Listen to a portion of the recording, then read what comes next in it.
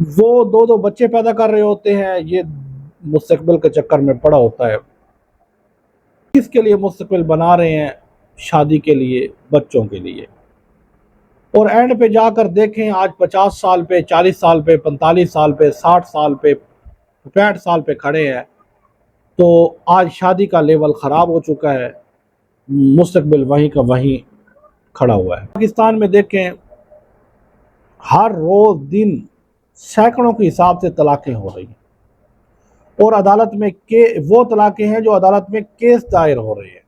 اور عورت جو آج کی ہے، یہ نہیں دیکھتی کہ اسلام نے اس شوہر کا میرے اوپر کیا حقوق ہیں، اور یہ اس کتنی اہمیت کا حامل ہے۔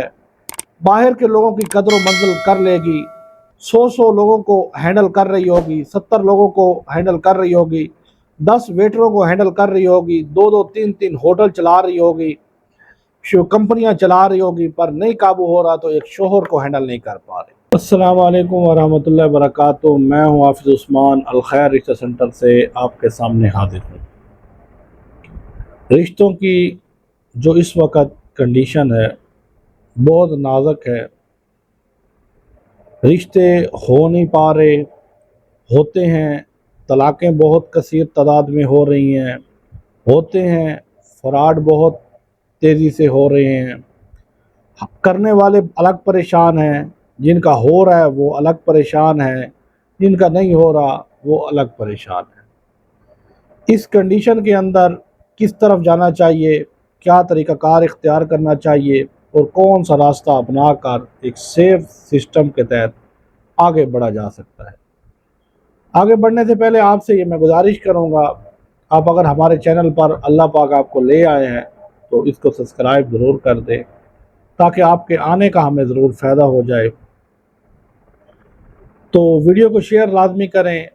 یقین کریں کہ اس وقت پاکستان کے اندر خواتین کی تعداد مردوں سے 3 گنا زیادہ ہے، اور ان عورتوں کی تعداد کئی گنا زیادہ ہے جو گھروں کے اندر رشتوں کی تلاش میں بیٹھی ہوئی ہیں۔ وہ ماں باپ چاہے صاحب حیثیت ہیں، چاہے لینڈ لارڈ ہیں، چاہے ذمہ دار ہیں، چاہے خاندانی لوگ ہیں، ان کے گھروں کے اندر جوان بیٹیاں ہیں تو ان کے ماتھے پر ہر وقت 12 بجے ہوئے، ان کو نہ دن کو چین ہے نہ رات کو چین ہے۔ عزت آبرو اپنی جگہ، خاندانی نظام اپنی جگہ، رسم و رواج اپنی جگہ، بیٹی کا رشتہ نہ ملنا اپنی جگہ، یہ مسلسل پریشانی کا باعث۔ بیٹی اگلے گھر کے اندر سکھ رہے، پیچھے والا گھر پورا سکھ کی نیند سوتا ہے۔ بیٹی اگلے گھر کے اندر بے چین ہو جائے، تکلیف میں ہو، تو پورا گھر پیچھے والا تکلیف میں ہوتا ہے۔ یہ سسٹم کو سمجھنے کی کوشش کریں، جتنے بھی دی بہن والے لوگ ہیں، جتنے بھی رشتوں کی تلاش میں ہیں، وہ اس سسٹم کو سمجھیں۔ یہ سسٹم ہے کیا؟ جو لڑکیوں کی لڑکوں کی شادی کی عمر ہوتی ہے نا، وہ ایک خاص سسٹم چل رہا ہوتا ہے۔ آرٹ گواڈ والوں کو، رشتہ داروں کو، خاندان والوں کو، آس پڑوس والوں کو پتہ ہوتا ہے کہ یہ بچہ جوان ہو رہا ہے، ہم نے یہاں کرنا ہے، کرانا ہے۔ جب وہ اس سسٹم میں لگتا ہے کہ میرا مستقبل بن رہا ہے، میں مستقبل بناؤں گا یا بناؤں گی تو پھر میں شادی کروں گا، تو وہ اس پور سے، جو اس کے میچ کے لوگ آ رہے ہوتے ہیں، وہ اس سے نکل چکا ہوتا ہے۔ وہ 2 بچے پیدا کر رہے ہوتے ہیں، یہ مستقبل کے چکر میں پڑا ہوتا ہے۔ حالانکہ اللہ تعالیٰ نے فرمایا کہ مستقبل میرے ہاتھ میں ہے، تمہارا محنت کرنا تمہارا کام ہے، تو مستقبل بنانا میرا کام ہے، یہ تمہارا کام نہیں ہے۔ تو تم اس کے لیے، کس کے لیے مستقبل بنا رہے ہیں؟ شادی کے لیے، بچوں کے لیے۔ اور اینڈ پہ جا کر دیکھیں، آج 50 سال پہ، 40 سال پہ، 45 سال پہ، 60 سال پہ، 65 سال پہ کھڑے ہیں، تو آج شادی کا لیول خراب ہو چکا ہے، مستقبل وہیں کا وہیں کھڑا ہوا ہے۔ تو یہ جو ہم مستقبل بنانے کی سوچ رہے ہیں، اب بندہ ادھر سے یورپ جاتا ہے، کیا کرنا ہے جی، لائف سیٹ ہوگی، بچے سیٹ ہوں گے، بیوی سیٹ ہوگی، خاندان نظام سیٹ ہوگا، سارا کچھ کر کرا کے اس کے پاس پیسہ آ جاتا ہے، مال و دولت آ جاتا ہے، پر خاندانی نظام درم برہم۔ آج پھر دوبارہ وہ نئے سرے سے رشتہ تلاش کر رہا ہے۔ باہر الگ مسائل ہیں، یہاں پاکستان میں الگ مسائل ہیں، اور اوپر سے جو فراڈ کی کنڈیشن ہے وہ انتہائی اتنی ہو چکی ہے کہ بندے کو کسی پر اعتبار نہیں آتا۔ تو کیونکہ یہ کام ایسا ہے کہ یہ جس کے لیے بھی کیا جائے، آج کل مہنگائی کا دور ہے، اس کے لیے خرچے ہوتے ہیں، تو لوگوں کے ساتھ فراڈ اتنا ہو چکا ہے کہ لوگ اب کسی پر ٹرسٹ کرنے کے لیے تیار ہی نہیں ہیں۔ اس کام کو کیسے آگے بڑھایا جائے، کس لیول پہ لے کے جایا جائے، تو اس کے لیے آج پاکستان میں دیکھیں ہر روز دن سینکڑوں کے حساب سے طلاقیں ہو رہی ہیں، اور عدالت میں وہ طلاقیں ہیں جو عدالت میں کیس دائر ہو رہے ہیں۔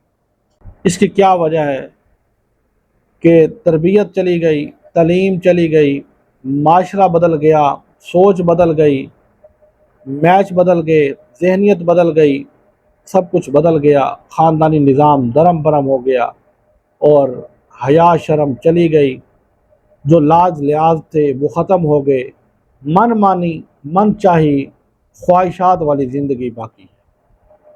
خواہش والی زندگی یہ ہے کہ ایک چیز آج آئی ہے، رات گئے پرانی ہو گئی۔ شادیوں کو، شوہر کو، بیویوں کو لوگوں نے یہی سمجھ لیا کہ رات گزری ہے، یہ پرانی ہو گئی ہے، اب نیا سسٹم کرو۔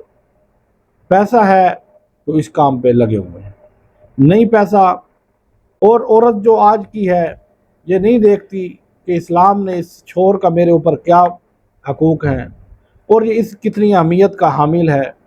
باہر کے لوگوں کی قدر و منزل کر لے گی، 100 لوگوں کو ہینڈل کر رہی ہوگی، 70 لوگوں کو ہینڈل کر رہی ہوگی، 10 ویٹروں کو ہینڈل کر رہی ہوگی، 2 3 ہوٹل چلا رہی ہوگی، کمپنیاں چلا رہی ہوگی، پر نہیں قابو ہو رہا تو ایک شوہر کو ہینڈل نہیں کر پا رہے، کیونکہ اس کے دل میں، دماغ میں اس کی اہمیت نہیں آئی، اس کی قدر ہی نہیں آئی، صرف اس کو ایک لائف ٹائم، ایک پارٹنر، ایک کھانے کا ذریعہ، ایک وقت گزاری کا ذریعہ سمجھا گیا بس، اور اس کا کچھ نہیں سمجھا گیا۔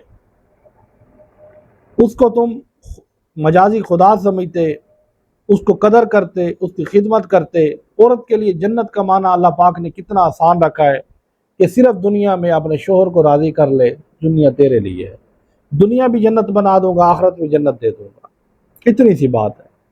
تو ساری دنیا تجھ سے راضی ہو رہی ہے، پر ایک شوہر تجھ سے راضی نہیں ہو پاتا۔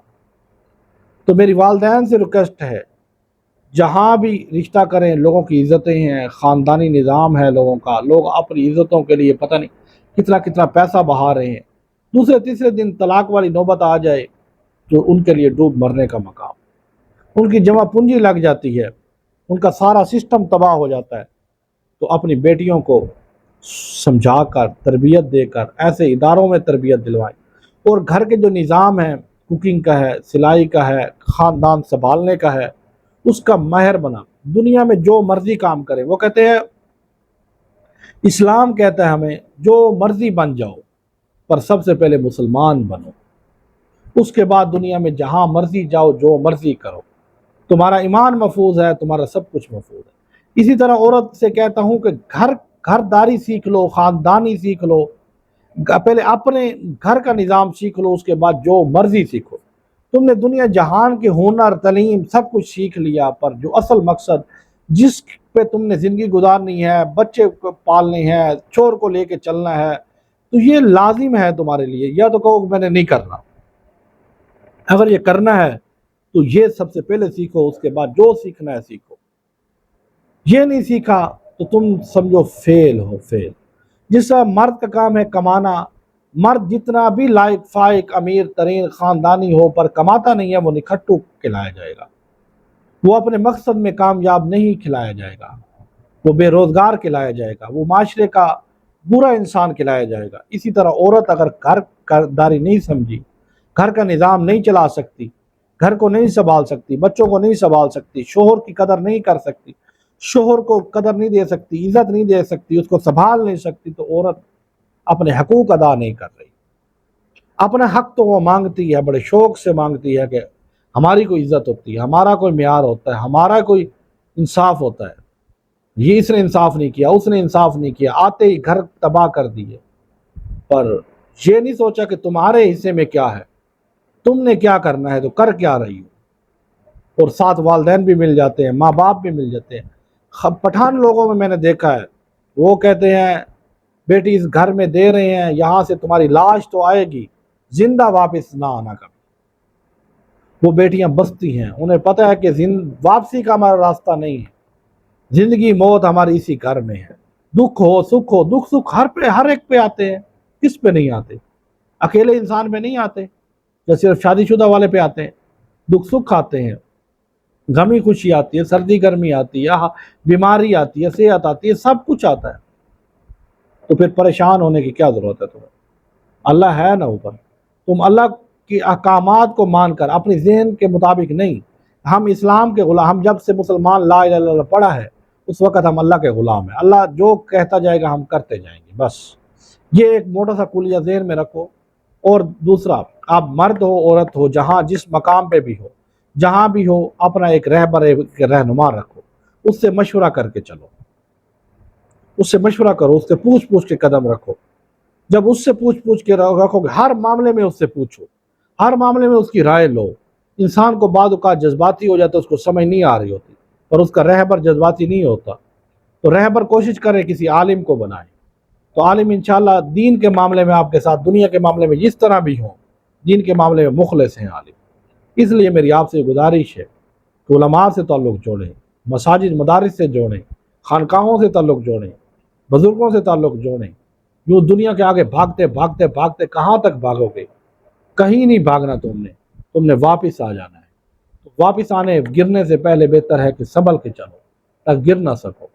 اللہ پاک آپ کو خوش رکھے اور صحت والی، سکون والی لمبی زندگی عطا فرمائے، گھروں میں سکون تمہارے پیدا کرے، آمین۔